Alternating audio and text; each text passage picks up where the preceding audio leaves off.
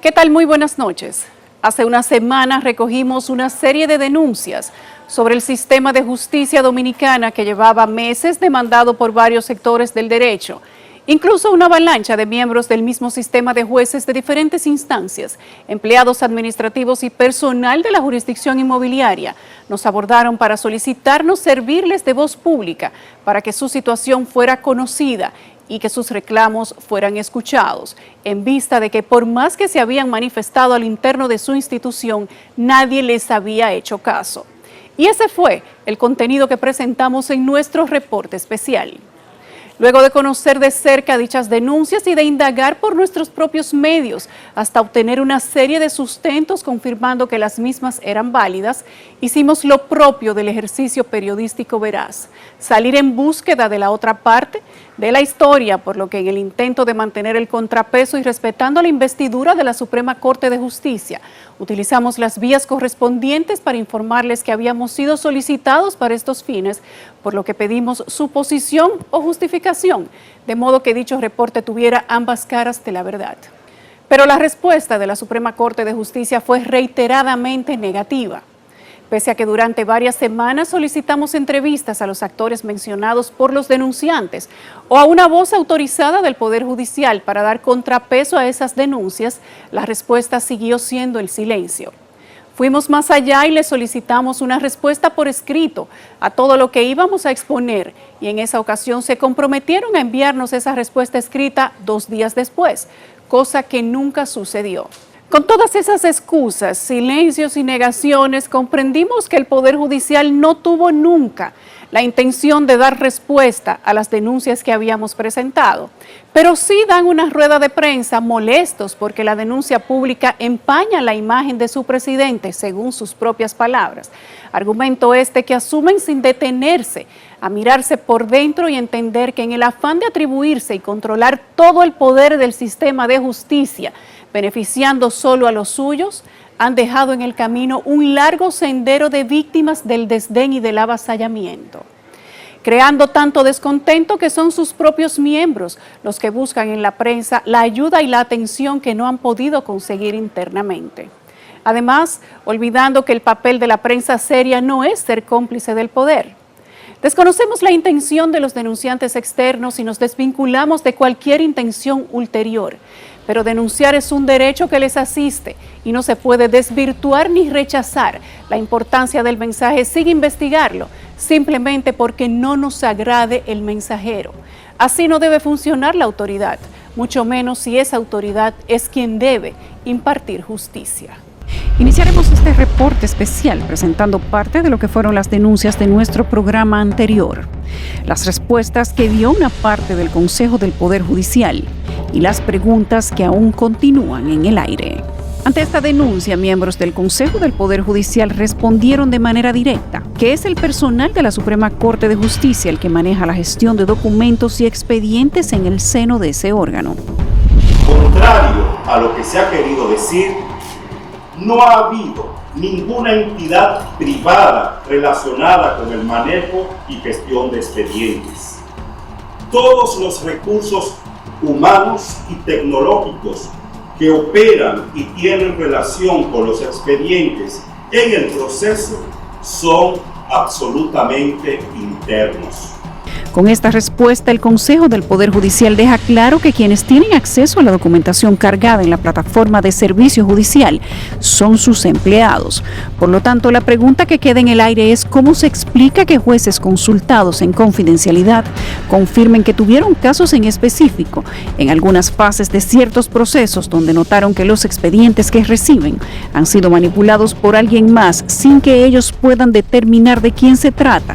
Y porque esta denuncia ni siquiera prometen que será investigada. La respuesta de parte de los miembros del Consejo del Poder Judicial la pronunció el magistrado Fernando Fernández, aludiendo a los concursos de oposición como el medio por el que fueron contratados todos los directores, subdirectores y directores generales que han ingresado desde el 2009 al Poder Judicial. La entrada de todos los funcionarios en este poder del Estado obedece a la celebración de un concurso y nuestros directores generales han llegado a ocupar esas posiciones después de haber participado en un concurso de oposición. En cuanto a la diferencia salarial entre quienes llevan años laborando en el sistema de justicia y los nuevos funcionarios, según las denuncias de Sorún Hernández y el magistrado Recio Tineo, son desproporcionadas. Fernando Fernández dijo que eso no es nada nuevo. Si revisamos cuidadosamente el historial en el Poder Judicial, nos damos cuenta que la escala salarial de estos funcionarios siempre ha habido diferencias. No se da por primera vez. Pero además hay que resaltar algo muy importante. Y esto debe tenerlo en cuenta todo comunicador al momento de hacer referencia a esto. Esas decisiones se tomaron a unanimidad por el Honorable Consejo del Poder Judicial. No hubo disidencia. El comunicado del Consejo también respondió a los señalamientos sobre la llegada del equipo de colaboradores del magistrado Luis Henry Molina, justificando la contratación de quienes le han acompañado a lo largo de su paso por otras instituciones del Estado.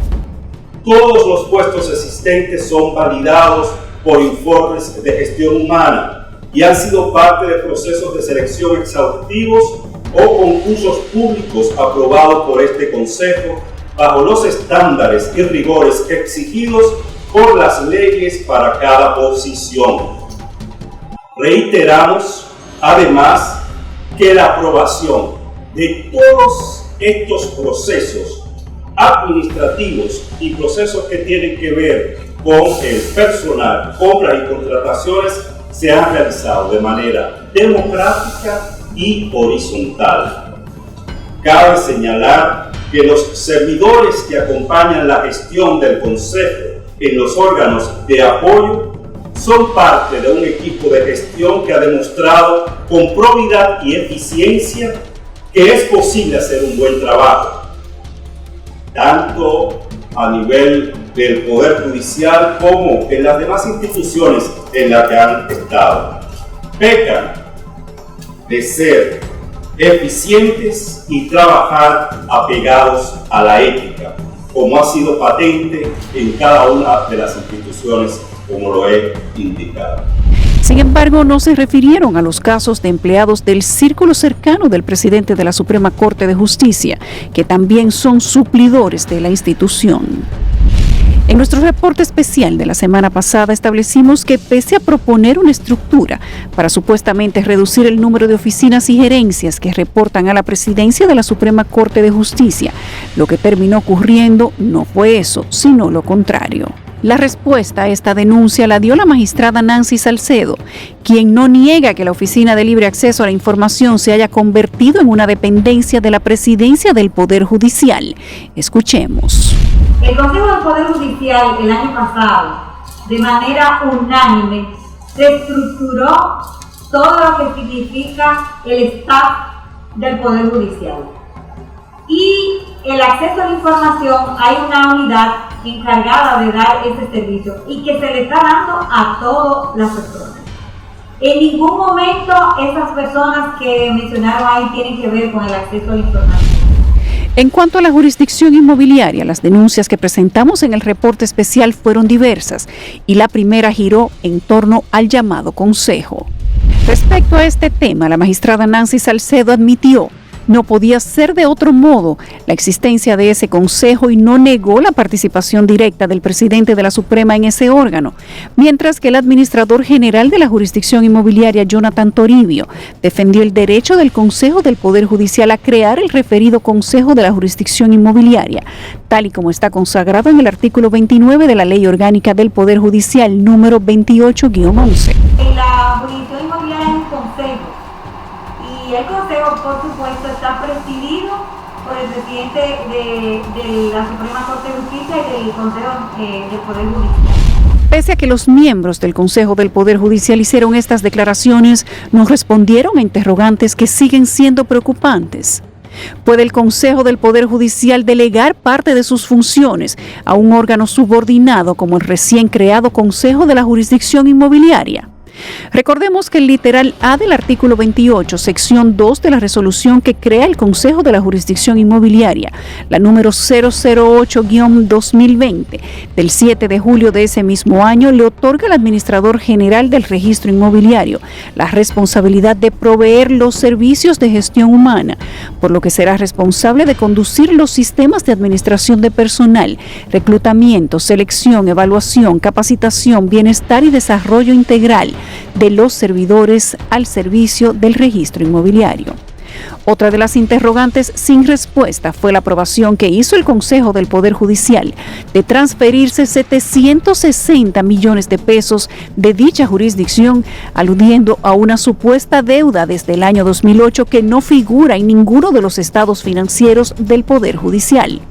El consejero Leonardo Recio Tineo afirma que las consecuencias de esa decisión las sufren ahora los trabajadores de la jurisdicción inmobiliaria, pues afirma que esa dependencia no cuenta con fondos suficientes para cumplir con los pagos de nómina. No hay dinero en la jurisdicción inmobiliaria.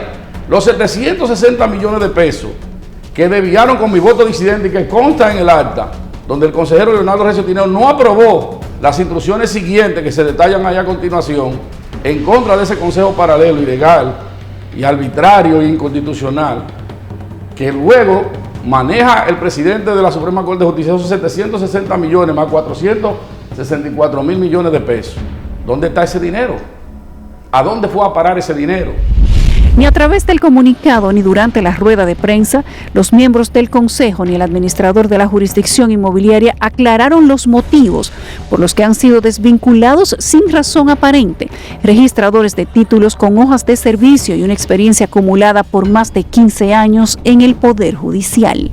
No es posible que cancelaran 9 registradores en una sola acta, en una sola sesión del Consejo del Poder Judicial. Porque si tú pones el caso, por ejemplo, de Salcedo, ¿por qué votaron el registrador de títulos de Salcedo? No se sabe. Los abogados de Salcedo y esa población reclama que sea repuesto en sus funciones. Pero no ese saben, registrador. ¿Cómo entonces, que no se sabe? ¿No lo saben ustedes o que no le dieron un documento? El motivo de la desvinculación no dice por conveniencia institucional. La rueda de prensa ofrecida por el Consejo tampoco sirvió para explicar por qué no se investigaron las denuncias realizadas por el ex inspector de jurisdicción inmobiliaria Gersi Mateo Medina. Recordemos las denuncias que hizo este abogado agrimensor en su carta de renuncia al Poder Judicial. Gersi Mateo Medina explica en su carta de renuncia que en varias investigaciones que adelantaba sobre presuntas irregularidades cometidas por funcionarios de la jurisdicción inmobiliaria, su labor fue imposibilitada y torpedeada, por lo que afirma que fue una serie de eventos que se inclinaban a actos de corrupción administrativa. Gersi Mateo Medina, quien se desempeñó en al menos 7 cargos desde su ingreso al Poder Judicial el día 1 de mayo del 2013, narra, por ejemplo, el caso de la investigación extraordinaria identificada con el número AE-DRMC-0196, que según él explica podría comprometer la responsabilidad disciplinaria del director nacional de mensura catastral Ridomil Alejandro Rojas Ferreira. Se trata de una investigación por la aprobación de manera presuntamente irregular de los trabajos de deslinde, subdivisión y eliminación de una parcela que consta en el expediente de mensura que termina en el número 1119, pero sobre la cual ya existía un proceso de deslinde anterior, según denunció el abogado del Estado Gedeón Platón. En relación a este caso, según la denuncia del ahora ex inspector del Poder Judicial en su renuncia, él mismo solicitó mediante oficio a través del mismo inspector general del Consejo del Poder Judicial el historial catastral de esta parcela y le pidió al director nacional de mensura catastral, el señor Rojas Ferreira, como responsable del área, todas las trazas dejadas en los sistemas de mensura para la aprobación del expediente. Es decir, como inspector judicial y según deja por escrito en su carta de renuncia Mateo Medina, en la investigación iniciada tras la denuncia del abogado del Estado, Gedeón Platón, él requirió los datos del usuario en el sistema de consulta de la jurisdicción inmobiliaria, el sistema para el control de recepción y entrega de expedientes de mensura, el sistema cartográfico y parcelario y la plantilla base utilizada para la generación de oficios de mensura al momento de la aprobación del expediente. Según describe en su carta, la respuesta recibida omitió datos tan relevantes como el nombre del supervisor que asignó el expediente, el nombre del técnico revisor que lo aprobó y el operador GIS que controló dicho expediente. No fue sino hasta que la Inspectoría del Poder Judicial le exige mediante el oficio 115-19, el director nacional de mensura catastral, el 23 de agosto de ese mismo año, que remita los datos de los funcionarios involucrados en la aprobación de dicho expediente.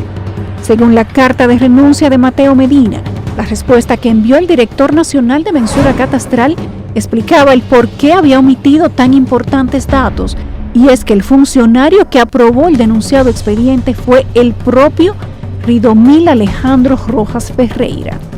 Pese a esa revelación, que según el denunciante mostraba la actualización irregular del actual director nacional de mensura catastral sobre una parcela propiedad del Estado, el Consejo del Poder Judicial no le permitió al entonces inspector del Poder Judicial que pudiera entrevistar a Ridomil Rojas para que explicara el por qué aprobó el deslinde, subdivisión y eliminación de una parcela de propiedad del Estado que ya había sido objeto de tales procedimientos.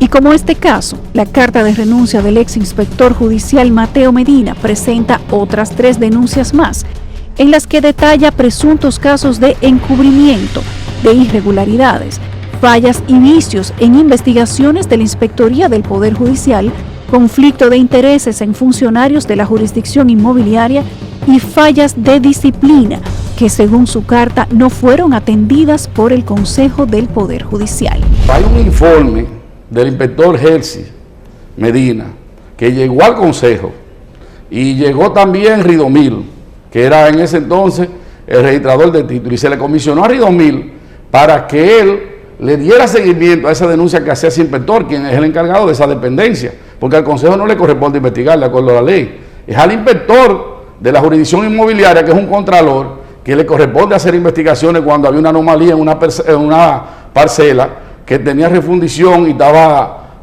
superpuesta. Superpuesta es cuando un terreno aparece con varios títulos a la vez, o refundida cuando ha sido incorporada a un terreno particular, y en este caso había una anomalía ahí en ese expediente y él lo denunció al Consejo del Poder Judicial y se tomaron las medidas de lugar. Ahora, ¿qué hizo Ridomil? Hay que ver lo que le indicó Jonathan Toribio allá, que probablemente por eso él hace la denuncia formal, y tiene mucha razón en lo que plantea, porque había una anomalía en ese expediente. No investigaron porque sacaron al mismo inspector, al contralor. ¿Quién me investiga si lo sacaron a él, a Herzi